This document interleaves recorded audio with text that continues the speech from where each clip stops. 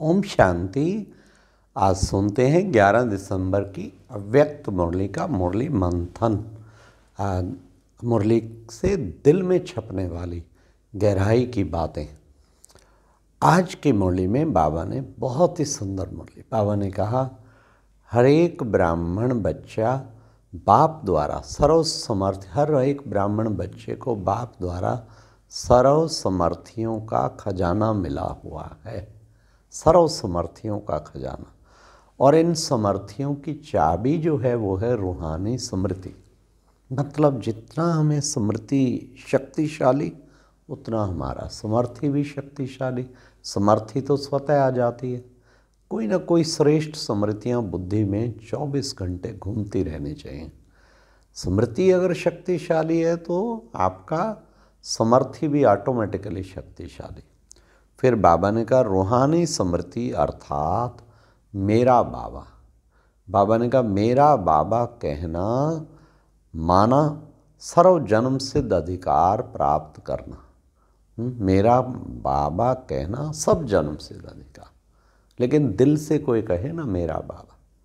कितना सुंदर बाबा ने 3 शब्द कहे हैं, मेरा बाबा, मीठा बाबा, प्यारा बाबा। इसको दिल से कहते रहो, कुछ ना कहो, घड़ी घड़ी यही कहो, आपको सर्व जन्म सिद्ध अधिकार स्वतः ही मिल जाएंगे। फिर बाबा ने कहा कि देखो बच्चे, सबसे बड़ी बात तो निश्चय से कहना चाहिए, क्या? बाप का खजाना सो मेरा खजाना। मेरा जो बाबा का है सो तो मेरा है ही है।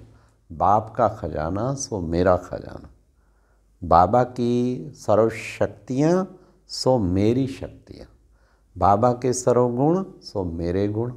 बाबा का ज्ञान सो मेरा ज्ञान। फिर बाबा ने आज विशेष बात बताई, हर एक बच्चे को बाप से त्रिमूर्ति वरदान मिला हुआ है। हर एक बच्चे को, ब्राह्मण बच्चों को त्रिमूर्ति वरदान मिला। तो त्रिमूर्ति वरदान कौन सा है? बाबा ने कहा त्रिमूर्ति वरदान पहला तो शिव बाबा से वरदान मिला। शिव बाबा से वरदान मिला है, क्योंकि दूसरा फिर भाग्य विधाता ब्रह्मा बाप से भी वरदान मिले।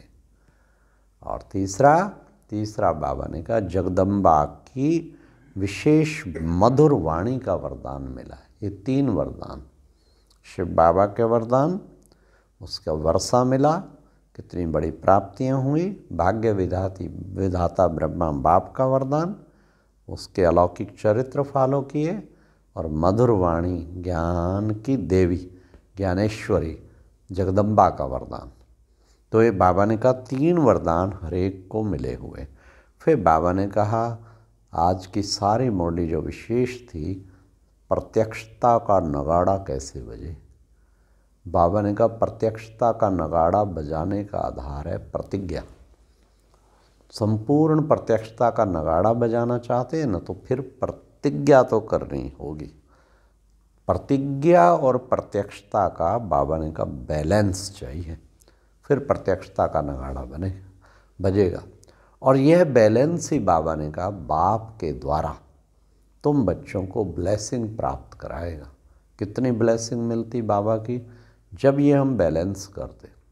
फिर बाबा ने कहा केवल प्रतिज्ञा करनी है, केवल प्रतिज्ञा करनी है। कहते हैं ना जान चल। अब प्रतिज्ञा का देखो कितना सुंदर बाबा ने डेफिनेशन दिया कि प्रतिज्ञा के लिए कहते हो ना क्या जान चली जाए, लेकिन जो है बाबा ने कहा प्रतिज्ञा ना जाए। जान चली जाए, प्रतिज्ञा ना जाए। तो हम जान भी हथेली पे रख के बाबा के विशेष उसके लिए हम समर्पित हो जाएं, ये है प्रतिज्ञा। तो जान चली जाए, प्रतिज्ञा ना जाए। दृढ़ प्रतिज्ञा करने वाले के सामने बाबा ने कहा क्या होगा, चाहे कैसी भी परिस्थिति आ जाए, लेकिन उनकी सब स्थिति को कोई भी परिस्थिति हिला नहीं सकती। हम क्या करते हैं, दृढ़ संकल्प करेंगे, फिर उसको भूल जाएंगे। रात तक तो भूल ही जाएंगे। सुबह बाबा मुरली में दृढ़ संकल्प कराता, शाम तक भूल भी जाएंगे। ये फिर प्रतिज्ञा थोड़ी हुई। सोच समझ के एक प्रतिज्ञा की डायरी बना लो। डेली एक प्रतिज्ञा। फिर उसके लिए सोचो अब तो चाहे जान भी मेरी चली जाए, लेकिन मैंने इस प्रतिज्ञा को ऐसा निभाना है, ऐसा निभाना है जो बात न पूछो। फिर आपको देखो कैसे बाबा आपके द्वारा प्रत्यक्षता करता है। प्रतिज्ञा कुछ तो लाइफ टाइम की प्रतिज्ञा करनी चाहिए, जैसे हमारी पवित्रता की प्रतिज्ञा। जान चली जाए, कैसी भी वातावरण हो, कैसी भी वो, लेकिन जरा भी हमें उससे टस से मस ना हो। कर ली प्रतिज्ञा, फिर कुछ हो जाए। बाबा की मुरली की प्रतिज्ञा है, पवित्रता की प्रतिज्ञा है, अमृत वेले की प्रतिज्ञा है। हमने प्रतिज्ञा की हुई है ना, उन प्रतिज्ञाओं को दृढ़ करते जाओ कि मेरी जान भी चली जाएगी ना तो भी मैं इस प्रतिज्ञा को तोड़ूंगा नहीं। भीषम प्रतिज्ञा कहते हैं, हम भीषम प्रतिज्ञा वाले बने। और एक डेली कोई प्रतिज्ञा, कुछ साप्ताहिक लीजिए, कुछ हो जाए। मैंने कभी आपने प्रतिज्ञा की कि मैंने 3 घंटा योग रोज करना है। अच्छा, कभी संडे, आज संडे का दिन है, संडे के दिन आपने प्रतिज्ञा की कि 8 घंटा तपस्या करनी है।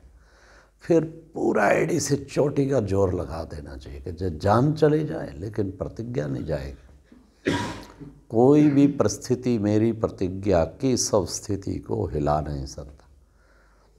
जिसका जीवन प्रतिज्ञाओं पर आधारित है ना, बहुत महान बन जाए। एक इसी बात को पकड़ लो, दृढ़ प्रतिज्ञाएं, और उस पर चाहे जान भी न्यौछावर कर तो पूरा उतर के दिखाऊंगा।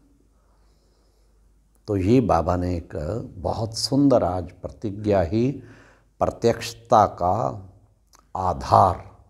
फिर बाबा ने कहा दृढ़ प्रतिज्ञा करने वाले के सामने कैसी भी परिस्थितियां आ जाएं, लेकिन उसकी सब स्थिति को कोई हिला नहीं सकता। फिर बाबा ने कहा देखो बच्चे, दृढ़ प्रतिज्ञा करने वाले कभी कभी क्या करते, बहानेबाजी कभी नहीं करेंगे। नहीं तो कहीं बहाने, बस वो करना तो था, थोड़ा सा ये बात हो गई, थोड़ी सी ये हो गया, थोड़ा सा ये हो गया, कोई ना कोई बहाना। बाबा ने कहा बाकी बाबा तो कहते दूसरी बाजी, लेकिन ये बहानेबाजी में कई बच्चे होशियार हो जाते हैं। तो ये कभी नहीं होना चाहिए। बहानेबाजी करने वालों की भाषा ही क्या होती है, बाबा ने कहा उनकी भाषा बदल जाती है। उनकी भाषा क्या होती, ऐसा नहीं होता तो वैसा होता, ऐसा नहीं होता तो वैसा होता, परिस्थिति ऐसी थी तो ऐसा हुआ। बाबा ने कहा भाषा है बहानेबाजी। तो फिर बाबा ने कहा दृढ़ प्रतिज्ञा की भाषा क्या है, अब वो भी सुन लो। ऐसा है या वैसा है या जैसा है, लेकिन बाप जैसा है। मुझे तो बाप जैसा ही बनना है। कैसी भी बात है, कैसा है, ऐसा है, वैसा है, सब बाप जैसा। बाप ने जो संकल्प कराया मुझे बिल्कुल वैसा ही बनना है। इसलिए चेक करो कहीं सूक्ष्म में बहानेबाजी तो नहीं। क्या करूं, मेरा ये कारण है ना। हम अपने को कारण देते रहते, कारण किसी को नहीं है। कोई भी निरंतर योगी बनना चाहे, निरंतर सेवा, सब कुछ कर सकता है, लेकिन सूक्ष्म में बहाने। और आज बाबा ने बड़ी गहरी बात बताई, वो क्या, प्रतिज्ञा को ढीला करने वाली चीज़ कौन सी है। वो बहानेबाजी वाली चीज़ भी, उसका भी मूल आधार कौन सा है। बाबा ने कहा प्रतिज्ञा को लूज़ करने के लिए, ढीला करने के लिए कौन सी चीज़ है, वो है, बाबा ने कहा अलबेलापन। अलबेलेपन का लूज सक्रिय वो प्रतिज्ञा को ढीला कर देता है। तो हमें कभी भी प्रतिज्ञा को ढीला नहीं करना है, ये लूज सक्रिय को टाइट करना है। कहीं ना कहीं आलस और अलबेलापन, पुरुषार्थ में आलस अलबेलापन, चार्ट लिखने में आलस अलबेलापन, हाँ खूब अच्छा पुरुषार्थ का प्लान, आलस अलबेलापन। चेक करें। एक बार बाबा ने कहा था प्यादा हो या महारथी हो, कहीं ना कहीं आलस अलबेलापन तो हर एक में घुसा ही हुआ है। हर वक्त पुरुषार्थ याद की यात्रा पे तत्पर नहीं रहते, क्या है, अलबेलापन, आलस अलबेलापन। नहीं तो कोई चीज़ ऐसी है जो ना कर सके। ब्राह्मण बच्चे और ना कर सके, संभव ही नहीं।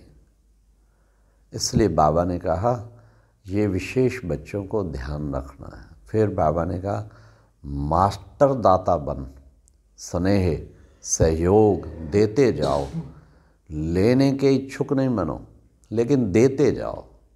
लेवता राम नहीं, हम देवता दाता हैं। देवता बनने जा रहे हैं ना, तो दाता को देते ही देते जाना है।